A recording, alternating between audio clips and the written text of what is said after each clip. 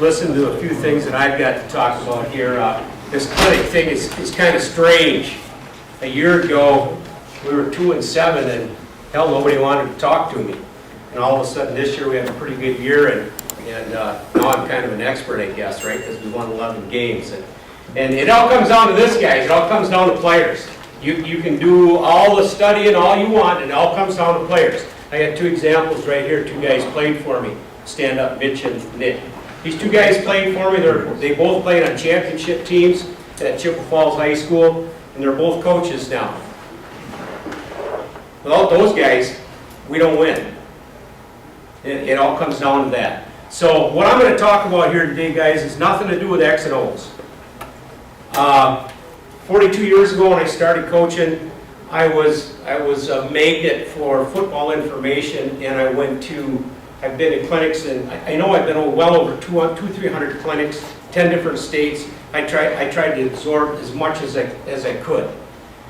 And it all comes back to players. It really does. Now I want to tell you one other thing before I go to the next slide here, and that is, and I really want to talk to the young guys, young coaches that haven't been in it long, that are still kind of in their formative stages, like these two guys. When you go to clinics, everybody wants to go to the latest offense and defensive schemes. They all want to go to who won with what. But the key to coaching, if you guys don't go to something like what Mark Hull put on, that is the key to coaching right there. Getting the kids. Getting the kids the proper way. X's and O's aren't going to get you there. It's getting to the kids in the right way. So I highly suggest that any clinic you go to, that you can get to the sports psychology, get into the heads, get into the why of coaching. I think that's way more important than the X's and O's. Go to the next one. As I go through these slides, and basically my presentation today is going to be nothing but quotes that I've lived by, that I picked up at clinics for 42 years. About my first year coaching, first or second year, I was at the Coach of the Year clinic in Minneapolis, and I think it was Grant Teff was talking, and he said this: if you can live without coaching, get out of it. Now you think about it. Think about waking up on a Saturday morning after a tough Friday night loss. Think how you feel. Now your buddy who owns a business in town, who drives a truck, he doesn't feel that way. And if you stick in coaches long enough, you're going to have a lot of those Saturday mornings where you feel just like crap. Now, if you can't live with that, if you come back on Monday and take it out on the kids, take it out on your family, take it on your wife, whatever, then you probably shouldn't be in coaching because you can't live with it. And it took me a long time. And I was kind of upset the first time I saw this, and because I said, hey, obviously I'm a coach, so I don't know, why would you say something like that? But the longer I was in it, the more I understood what he was talking about. And guys, there's a few things I'm going to talk about today that you may not agree with, but these are things that I've learned through the years. And I've got green letters on some slides. Those are the ones that I've gotten from other coaches. I've got some red lettering, which you'll see sooner, which are some things that I have come up with myself. Okay, the next slide. Coaches are thieves. Nothing is new in football. Man, you guys have maybe heard something like this, but it's true. We're all thieves. We all learn from one another. We steal from one another. This guy's got a great idea. I'm going to take it. I'm going to use it. This guy does. This guy does. Nothing's original. Nothing is. Next slide. So at the start of the season this year, one Sunday I had a bad night. I was kind of pissed off at the world, and I'm not teaching anymore. I'm just coaching. So he said, I'm going to go into my office and I'm going to clean out all my coaching stuff, everything I've collected. So I brought a tote with me. Go to the next slide. No, there should be one. I kept going back and back and back, and finally it took me 7 totes to get everything that I'd collected over 42 years from going to clinics. A lot of Coach of the Year manuals, a lot of playbooks from different people, different programs, etc., etc. My office was just stuffed full of that stuff. Now you got to realize that when I started coaching, there wasn't as much as a computer, much less the internet. So you guys can access all of this information Anything you want on offense and defense, drills, it's out there. It's easy to get at. You don't have to have totes full of stuff like that. But like I said, I've been to so many clinics and I collected so many things that I don't know what it'd be worth if I had to sell it all, but there's really a whole lot of money tied into that stuff right there with clinics. Okay, go to the next slide. Oh, there you go. This is one thing that I've picked up on lately that I think makes a lot of sense. Back when I took coaching classes in college, they never talked about stuff like this. But I think in today's world, with today's athletes and parents, administration, let me talk about administration for a second. When I first started coaching, the common path was the guy was a head coach, then he moved into being the principal of the school. And those schools were run pretty good. A lot of discipline, okay, that kind of model. That doesn't happen anymore. You don't have those coaches that go into administration. You get the guys that probably couldn't teach. I don't know. Not in every school, but a lot of that happens. So coaches got to deal, you got to manage unhappiness. Think about it. Think about some of the things you have to deal with as a head coach or as a coach in general. I don't like uniforms. I don't like the time we practice. I don't like the offense. I don't like the defense. I don't like how Coach so-and-so treats me. And it goes to this. How come my son wasn't all conference? How come my son isn't that? How come there's so many unhappinesses involved with coaching that you got to manage today that back when I started coaching weren't there. They were taken up by somebody else, or because of the parental support you had back then, you didn't have to deal with. That's a big part of your job today, managing the unhappiness. Go to the next one. Again, this is one that I picked up from a coach at a clinic. And again, some of these you've probably seen many times, but never forget why you coach. It's the kids. It's like these guys here. Without them, you wouldn't have a job or a game to compete in.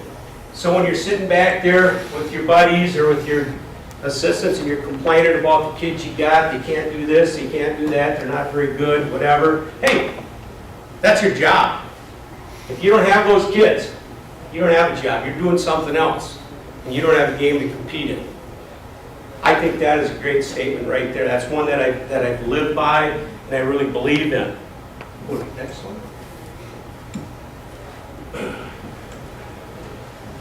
This is one that I kind of, maybe I heard it from somebody, but it's in the back of my mind quite a bit. Remember why you win? It's the kids again. You as a coach will never make a block, you'll never make a tackle, you'll never make a touchdown. It's the kids. So when you win that big game, you win the championship or whatever, give credit to the kids.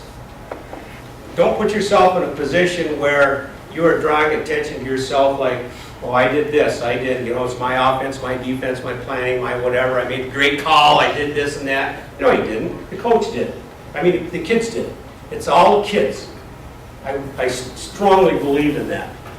Go to the next one. Again, I picked this up at a clinic. Be yourself. Kids can smell fake. If you try to pretend that you love a kid, that you like a kid, that you love your job, they can tell that you don't if you have to pretend. Be yourself. Be honest to yourself.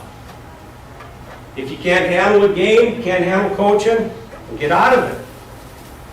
But be yourself and be honest. Kids can smell a fake a mile away. Next one.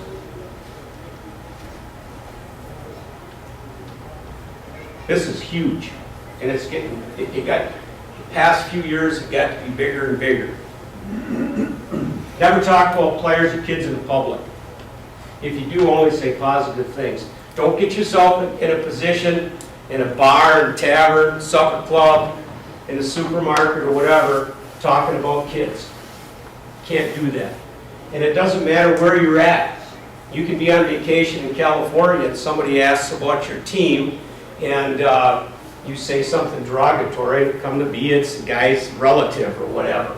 good example of how this internet thing has affected our sport. It happened at our last playoff game. Stevens Point, before the game, the kids are getting dressed and I'm talking to them. And I say, hey guys, there's people all over the country watching you play tonight, live streamed on the internet. I said, I've got family in Arizona that's watching the game. I've got good friends in Columbia, Missouri watching the game. Some of the kids, yeah, my grandma's watching it in northern Minnesota. And our big, strong safety stood up and says, hell, Coach, I got a cousin in Sweden that's watching the game. So the internet and the way that we communicate spreads information really fast. And you never know when you badmouth a kid, or it may get back to the parents or other relatives, whatever. So, man, coaches, you don't ever do that. Don't talk about kids in public.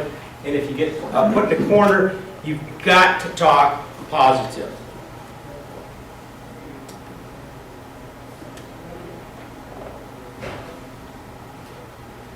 This is mine. I like this one. Never teach questionable techniques, and never put winning over the health of an athlete. We don't crack back block. That's not in our scheme. We talk about it, but we don't do it. I think it can be effective, but I think it's dangerous. I think it's putting kids at risk, something that football doesn't need today.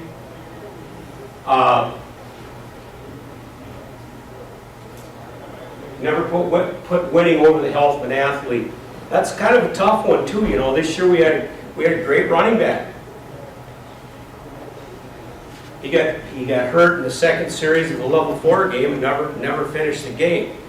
He was hurt all season, and every week I was tugging at myself. Should I let the kid play or not? And he had a high ankle sprain. Couldn't keep him off the field. But I talked to his mother.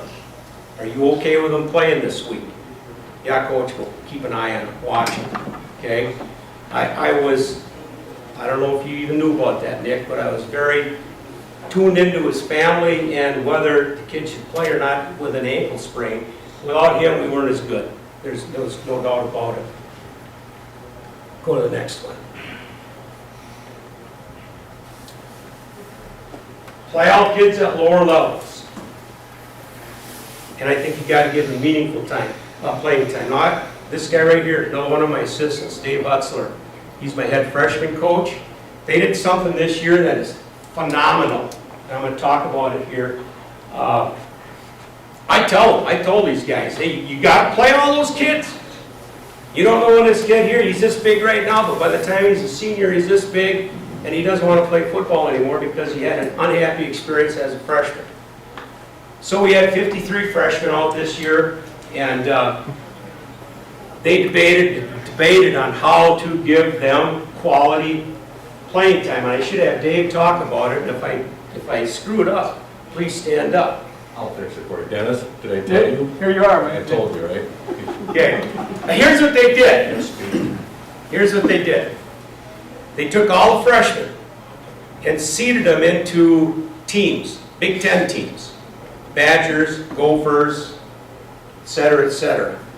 Now they put, you got some good freshmen, you got some that are not so good. So they kind of seeded it so that every one of those teams had enough quality players on it so that when they called for one of those teams and it went out there, it wasn't a total disaster.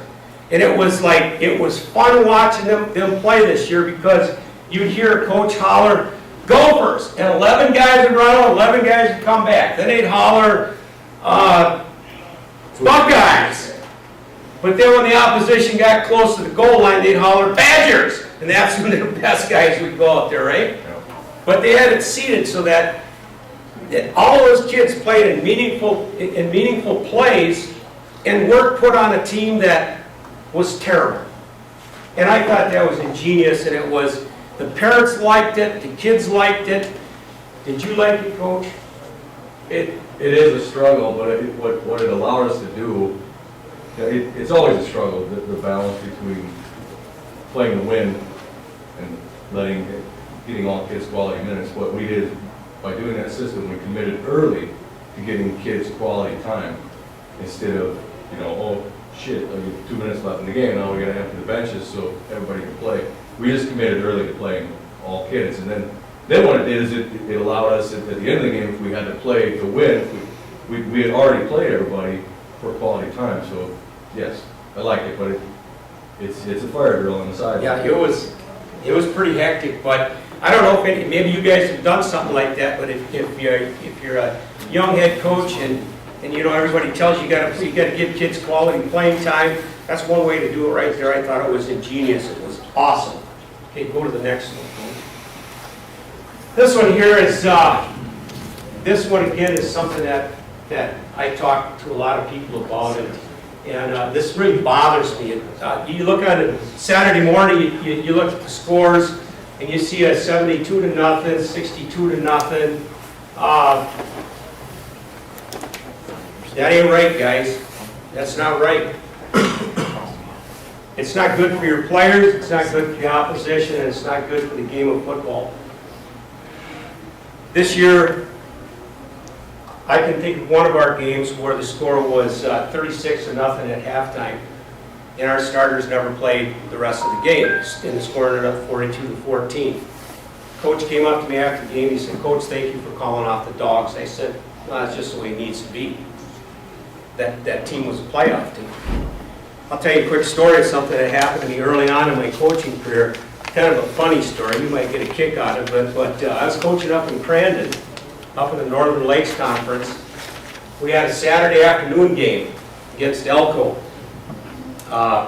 We get there, we kick off to Elko.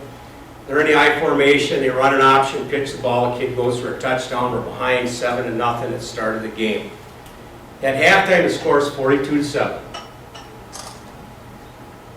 Second half starts, and I told all my seniors, all the starters, I said, "You guys take your shoulder pads off, you're done." Boy, they were pissed.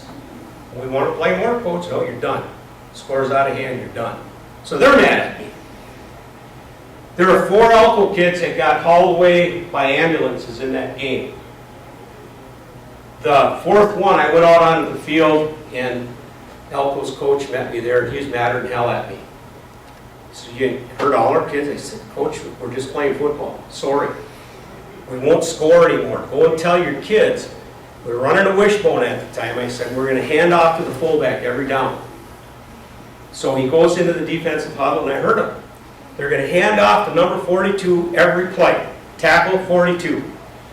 3 plays later, we score another touchdown. Now, Elko's stadium, field, whatever you want to call it, wasn't very sophisticated. They had a rope for a barrier, and all of a sudden I feel somebody tugging on my back. And here's some guy from Elko, he's madder than hell at me. "What the hell are you trying to do? Hurt all our kids?" I said, "Not trying to, sir." He leaves, so now the score is really bad. I take a sophomore quarterback, and I say, "Go into the game, on offense, on first down, take a knee." This is like midway through the 3rd quarter. There wasn't the 35 mercy rule at that time. Take a knee. Take a knee on 2nd down. Take a knee on 3rd down. Take a knee on 4th down. He says, "Are you kidding me?" I said, "No, I want you to take a knee on all 4 downs." Did it. I could hear people booing in the background. Seniors are mad at me. The opposition coach is mad at me. Opposition parents are mad at me. Next time we get the ball, Jimmy, do the exact same thing. On 3rd down, he takes a knee. I feel somebody tugging at my shirt, and I turn around, and here's chairman of the school board from Crandon. That was his kid playing quarterback. He says, "What the hell are you trying to teach my kid? That's not football." So that's a predicament I found myself in. The opposition, the coach, the parents, our parents, our seniors, everybody was pissed at me, but you got to do something. You got to keep scores under control. If scores continue to get out of whack, kids aren't going to play. And you don't know what it's like until you've been on the opposite side of one of them. And I've been on that. And it hurts. It hurts because you got to go back in that locker room and you got to convince those kids that it's worth coming back to play football again after they just got slapped 62-0. You got to walk out of that locker room and convince parents it's okay to let their kids play again. That ain't right. So be ethical. Get a lead, protect the lead, but don't let it get out of hand. Next one. Teach safe and proper tackling every year. Film it the first time you do it. And then save the film. Thank God we've never had to use it. But if a kid would get hurt, neck injury, back injury, whatever, and parents would get an attorney and you'd get a lawsuit slapped on you because of this injury, and they say it was because you did not teach proper tackling, you have that to fall back on. And I have this website here down at the bottom. You head coaches probably got this from Pete Carroll a year ago. If you don't have that, write this down. You may not have to write the whole thing down. Maybe just go to Seahawks tackling. We bought into that. Their technique. It's fabulous. The kids like it. The coaches like it. You can actually teach it and practice it without pads. It's kind of a rugby style tackling. That's what we've gone to. We love it. Coach, they teach it at the freshman level. And the thing that was really neat, there's some basic drills that we do every day with this tackling. One of our home games is our youth football night. And so we let all the youth football teams from Chippewa Falls come into the game. They get on the sideline before the game. So they're standing on the sideline, and our kids are going through these basic drills, the Seahawk tackling drills. And we have asked the youth football coaches to do the same thing. And those kids' eyes were like this. Oh, that's the same thing we do. That's what we do. That's the same kind of tackling we do. I think it's awesome. I know that tackling has been kind of the thing that parents worry about, that administrators worry about, and coaches worry about teaching it properly. This is a recipe right here, guys. It's awesome. Okay, next one. We have these things, EFD drills.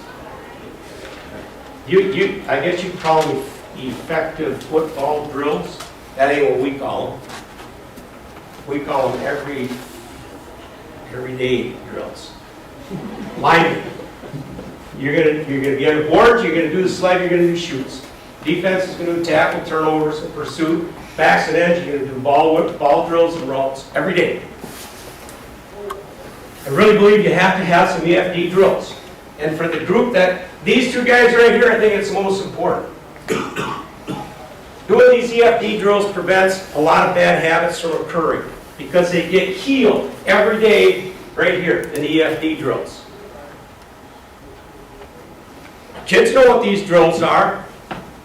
Sometimes they go and do them on their own before the coaches get there. However, I don't like it. I like coaches to be there and monitor it. I don't like to have kids pick up bad habits because the coach isn't watching them. But you got to have EFD drills. You got to have a plan.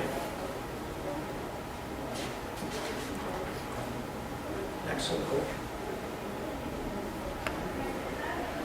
I believe you need to run a system. And again, no, this is my belief. I believe you need to run a system, not plays.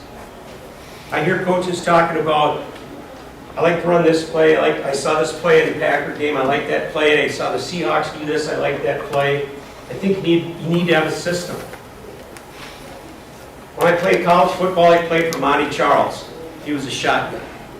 That was his system. He coached in the Canadian Football League, threw the ball every damn down. Hated it. I was a running back. All I did was pass block. Hated it. But it was a system. He got out of there. Got a new coach in, ran a double wing in college. Different than what we do now. Kind of liked it. Then I got into the wishbone. And the thing that was neat about running the system, when I started running the wishbone, is I always had somebody to fall back on.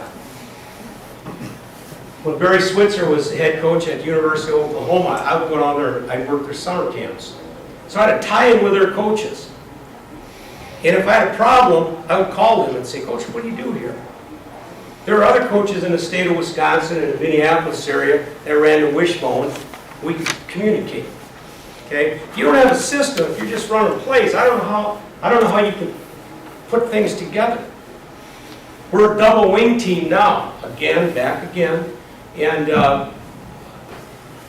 you know what, I don't know, I guess this may be kind of a little club type thing where I know that if we have issues, I know there are other guys that are running this system I can shoot back and forth with. So I think you need to have a system, not plays.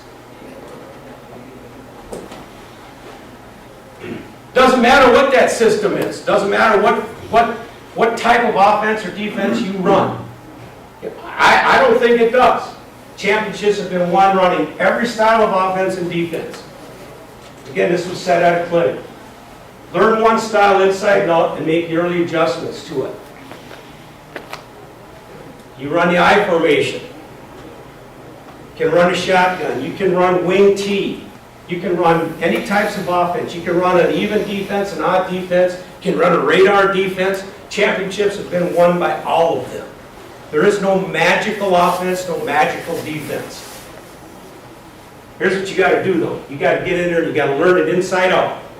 Learn everything you can about that offense and that defense, and then tweak it periodically. Okay. This is one of my all-time favorite statements right here. And I use this on my coaches almost daily. The good thing about football is all the things you can do. The bad thing about football is all the things you can do. Okay? Here's how this works. We start talking about a blocking scheme, and the next thing you know, well, we can do this, we can do this, we can do it. Yeah, we can. Now we got to teach it. Kids got to learn it. That ain't a good thing. Let's slow it down. Okay? Let's not let it get out of hand on us. Keep things under control.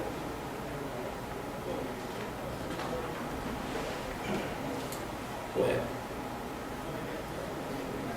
I learned this. This is one of the first clinics I ever went to. And again, it might have been that one over in the Twin Cities. Listen to a big-time coach talk, and he says, search out successful coaches at clinics. They tend to gather together. So do the losers. And how he explained this was, he said, you know, coaches, when you go to a clinic, you know, most of the clinic work gets done on napkins in the bar afterwards or in somebody's motel room or whatever. He says, you know, you go to these bars, you can learn a lot. You'll see these guys that have won championships, they're kind of together and they're talking about things, and then at the other end of the bar you get these 4 or 5 coaches going, well, hell, the refs sucked, I didn't have enough quality kids this year. They kind of hang together.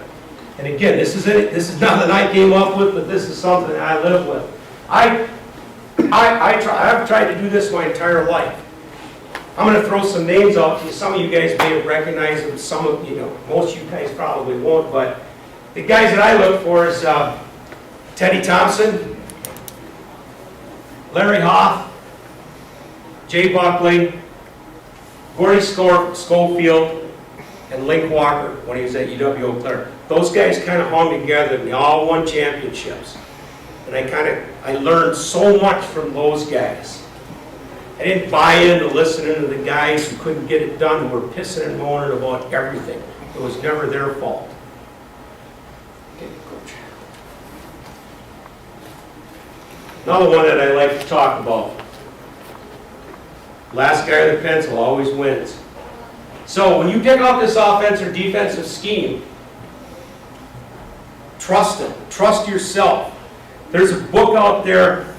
It's a hard book to read. It's a lot of medical terminology, but it's called Blink. That's the name of the book, Blink. And what it's all about is how often and how accurate a person's gut feelings are and their first thoughts, my first opinion, my first gut feeling. And they give a lot of examples in here of how that is accurate as hell. So, you buy into an offense, a defense, some sort of scheme or whatever, you're going to sit down with somebody and you're scheming out on paper. That guy that sitting across from you is gonna go, yeah, but I can do this, I can beat that. And if you let it go there, then last guy with the pencil just won. Believe in yourself, believe in your system that you're gonna buy into, your gut feelings, but always remember the last guy with the pen. And I like that too. I like to have the last pencil when I talk to my coaches. I get the pencil last so I can end this thing. Okay, next one. Learn this at a clinic. Be careful hiring coaches. It's much easier to hire than fire. This has been one of the biggest heartaches of my coaching career. When you end up with some coaches that don't fit. For whatever reason. They can't get along with kids. They don't believe in what you're doing. They backstab you. They don't show up, etc., etc. Man, it's hard to get rid of them. It's hard to... I have a hard time going up to somebody and say, you know, you can't do it. You can't work for us anymore. You suck. You're a shitty coach. Sorry, I had to find out. Whether you say it or not, that's what the guy thinks you're thinking. So be careful. Just be careful. Okay, go to the next one. This is very hard for me to do. And I've done this. Even these two clowns that I coached here, they're smarter than I am. You know, I'm not afraid to associate with smart people. And I'm not very smart. A lot of coaches are intimidated. I've been around coaches that would not have anybody that knows any more than they do, because that is a threat to their authority. Not to me, man. I'll tell you what, I want smart people around me, because they make me look good. I knew there was a time when I'd have to tell you guys that you're smart. Well, this finally happened. Don't hold me to it now, okay? Okay, next one. I love this one for assistant coaches. This is huge. Argue your point of view in meetings, but no matter what the outcome of the meeting is, support it as strongly as it was your idea. When you get into a staff meeting, you're going to debate things. May not be what you like, may not be your thought, may not be something that you think is right, but when a head coach comes to a decision, you need to support it as strongly as if it was your idea. You can't leave that meeting, go to the local bar and say, yeah, Coach Raykovich was going to do this. I think it really sucks. It's a shitty idea. I'd never do that. Well, you just eroded the whole program. Okay, you just blown the confidence that some people may have had in the program that you just destroyed right now. I think this is a strong statement. Next. Are there any volunteer coaches in here? Is there anybody that volunteers? Okay. I don't like volunteer coaches. I don't mean that I don't like you, but what I don't like about volunteer coaches is that that's what they are, and when it comes to nut cutting time, they're going to bail on you sooner or later. Now, Coach, you might be an exception to the rule, and I salute you if you are, but I've been burnt so many times by coaches that will say, hell, I'm not going to that meeting on Saturday. I'm not getting paid. I'm not going to help collect equipment at the end of the season. I'm not getting paid. I'm just a volunteer. Or they come in strong. Man, I'm a volunteer, but I'm going to be here every day. Good. Then you've got the tight ends, and they're yours. They need to do this, they need to do that, and that. They're yours. Well, pretty soon the guy doesn't show up because his job wouldn't let him go or whatever. Okay? Because he's a volunteer. And as a head coach, you can't hold him to that. You can't say, I'm going to fire your ass, volunteer coach. You can't do that. He's a volunteer. So I would rather figure out a way to pay a coach a little bit so they have more buy-in to it. So they feel like they're more part of it. So Coach, I like guys that like to be around the program, but I don't think it's fair to be a volunteer coach. Maybe I should have said that. I don't think it's fair to be a volunteer coach. Go to the next one. Write this one down, guys. Make sure you got this one down. Capitalize it, underline it.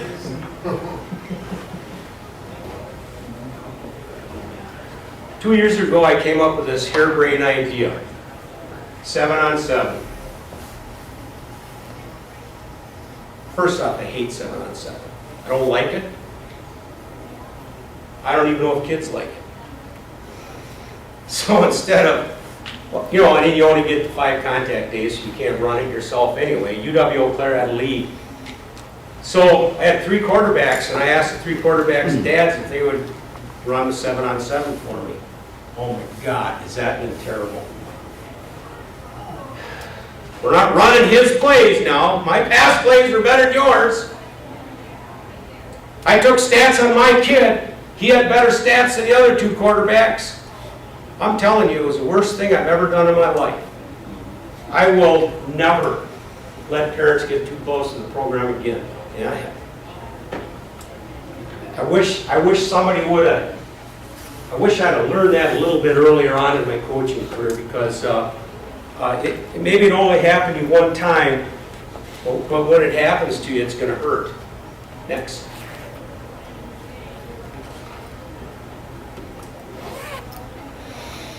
I picked this one up about 5 years ago at a clinic. And I live by this. This was my 42nd year of coaching. And people say, how many more years are you going to do it? I say, hell, I don't know, forever. I'm not going to tell you I'm going to quit in a year or 2. Because when you do that, you say you're already done. You're already planning to do something else. If I tell you right now, I'm going to coach 1 more year, then that's it. Well, I'm going to be thinking about, where am I going to be going on vacation? Do I need a new boat? What am I going to be doing here? You're not going to be thinking about the kids you're supposed to be working with, your program, things you're supposed to be developing, and on a continuous basis. You've already quit. Again, I didn't come up with this. I wish I would have, but I think that's a great statement. Let's go to the next one.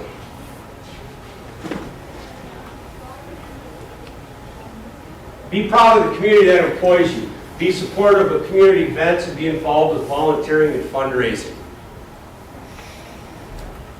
I guess a better way to state that would be, make yourself invaluable. Do things for the community other than football things that make you a strong part of the community, that will give you support in lean times.